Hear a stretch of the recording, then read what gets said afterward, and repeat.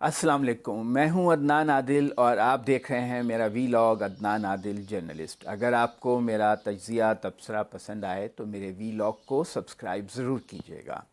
آج ہم بات کر رہے ہیں بجلی کی قیمتوں پر۔ آپ کو پتہ ہے کہ اعلان ہو رہا ہے کہ شاید 1.5 سے 2 روپے تک بجلی کے یونٹ کی قیمت جو ہے وہ بڑھ جائے، یعنی فی یونٹ اس میں کوئی 1.5 روپے یا 1.25 روپے تک اضافہ ہو، اور کچھ دنوں کے بعد وہ 3 روپے بھی ہو سکتا ہے۔ کیونکہ ایک تو یہ کہ عالمی مالیاتی فنڈ کا دباؤ ہے کہ حکومت کے اخراجات زیادہ ہیں، آمدن کم ہے، اور بجلی پہ وہ کچھ جگہوں پہ سبسڈی دے رہی ہے، تو بجلی کا جو خسارہ ہے وہ حکومت کے بجٹ پہ بوجھ ہے۔ حکومت اس خسارے کو کم کرے اور بجلی کی قیمتیں بڑھائے۔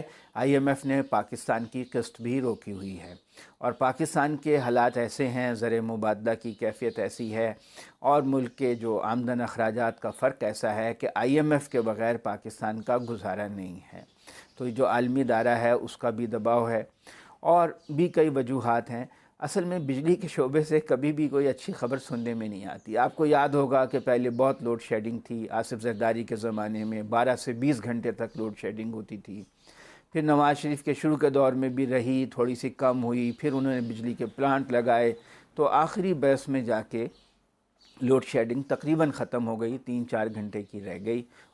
لیکن اب مسئلہ کیا ہے کہ بجلی کی قیمت کیوں بڑھائی جائے گی؟ ایک تو یہ کہا جا رہا ہے کہ روپے کی ڈی ویلیویشن ہو گئی، جیسے آپ کو پتہ ہے کہ 110-120 روپے کے قریب تھا ڈالر، تو 160 کا ہو گیا ہے۔ تو روپے کی ڈی ویلیویشن کی وجہ سے بھی جو فیول باہر سے منگایا جاتا ہے، کچھ بجلی جو ہے وہ ایندھن سے پیدا ہوتی ہے، تو وہ بھی مہنگا ہو گیا، اس کے اخراجات زیادہ ہو گئے ہیں۔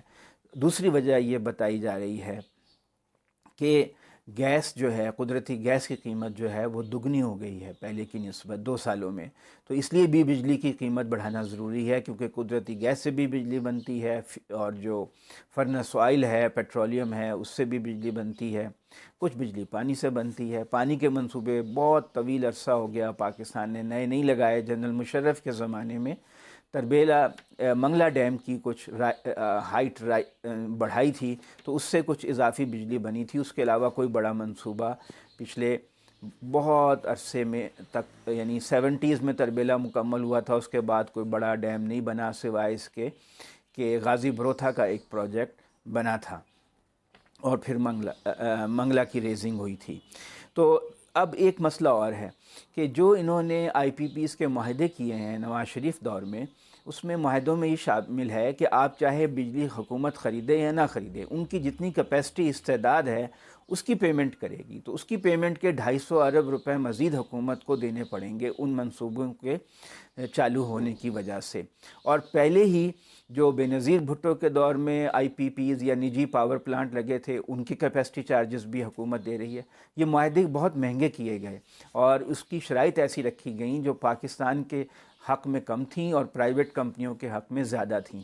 تو اس وقت حکومت جو ہے 750 ارب روپے ان کے کیپیسٹی چارجز، یعنی ان کی جتنی استعداد ہے، چاہے بجلی خریدے نہ خریدے، ان کو دینے کی پابند ہے۔ اگر نہیں دے گی وہ کورٹ میں چلے جائیں گے، عالمی کورٹ میں جائیں گے، اور پاکستان کو پھر اربوں ڈالر کا جرمانہ ہو جائے گا۔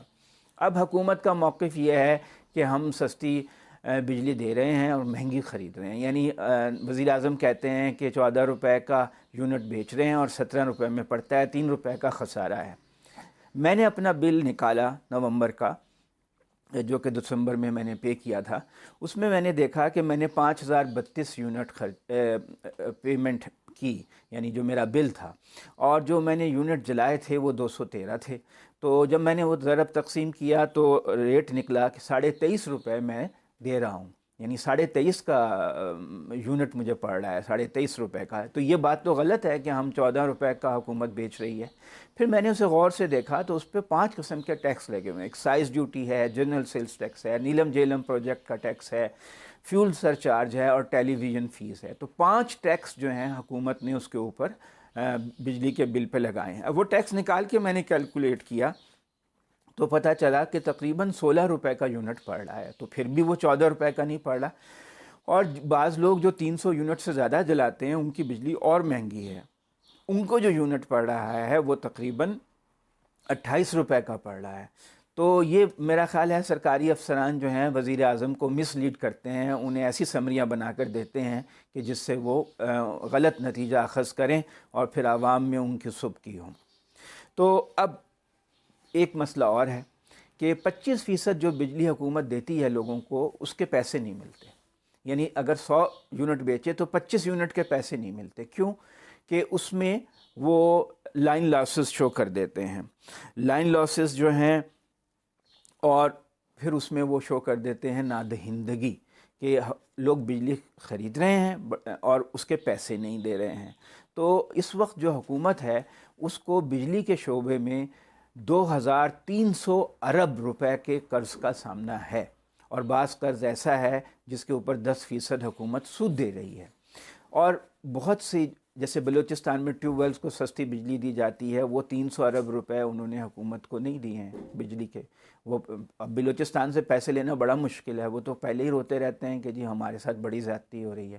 اب آپ ان سے بجلی کے پیسے بھی مانگیں گے تو وہ اور شور مچائیں گے کہ یہ ہمارے پہ ظلم ہو رہا ہے، کہ الیکٹرک نے 225 ارب دینے ہیں۔ تو ہو یہ رہا ہے کہ وسطی اور شمالی پنجاب سے تو سب سے زیادہ وصولیاں ہوتی ہیں، سب سے زیادہ بل یہاں کے لوگ دیتے ہیں۔ اس کے علاوہ حیدرآباد ڈویژن ہے، خیبر پختونخوا کے بہت سے علاقے ہیں، وہاں 40% بجلی چوری ہوتی ہے۔ تو 25% جو پیسے نہیں ملتے ہیں اس میں نادہندگی شامل ہے اور اس میں بجلی کی چوری شامل ہے۔ اب کیا ہو رہا ہے کہ بجلی کی چوری جو ہے، یہ جو بجلی کی کمپنیاں بنی ہوئی ہیں ان کے کرپٹ سرکاری اہلکار اور افسران جو ہیں ان کی ملی بھگت سے ہوتی ہے۔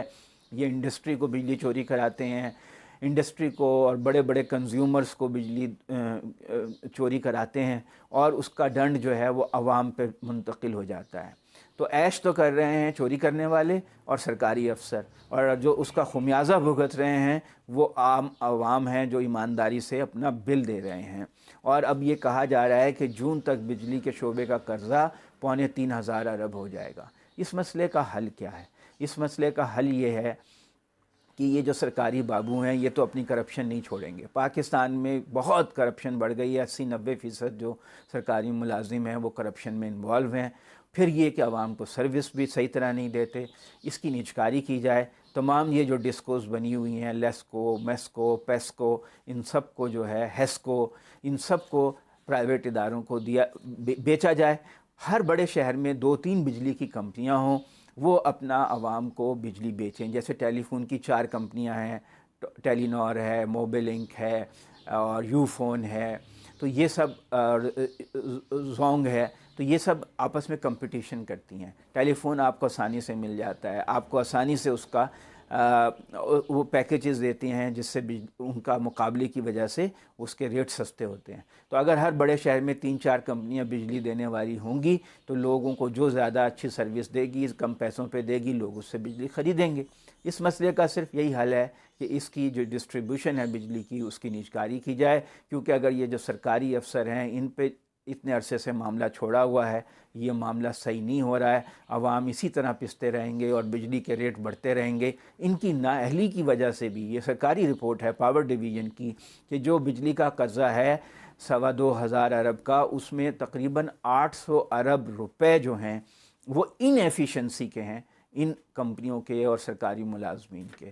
تو اس لیے حکومت کو اپنی پالیسی بدلنے کی ضرورت ہے، بار بار بجلی کے ریٹ بڑھائے گی۔ پہلے ہی لوگ چیخیں مار رہے ہیں بجلی مہنگی ہے، اب اگر پھر عمران خان صاحب کی حکومت نے بجلی کی قیمت بڑھا دی تو ان کے خلاف بہت زیادہ عوام میں بے چینی ہوگی اور لوگ جو ہیں وہ اس پہ پروٹیسٹ کریں گے۔